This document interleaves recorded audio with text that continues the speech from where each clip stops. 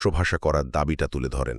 দ্বিতীয়ত, মানুষের এই পুঞ্জীভূত ক্ষোভ চূড়ান্ত রূপ নেয় ১৯৫২ সালের ২১শে ফেব্রুয়ারি।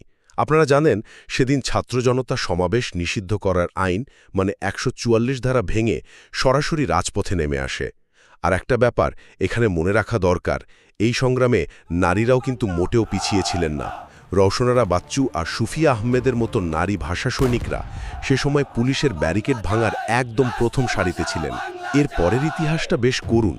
পুলিশের নির্মম গুলিতে সেদিন রাজপথেই শহীদ হন সালাম, বরকত, রফিক, জব্বারের মতো আরও অনেক সাহসী প্রাণ।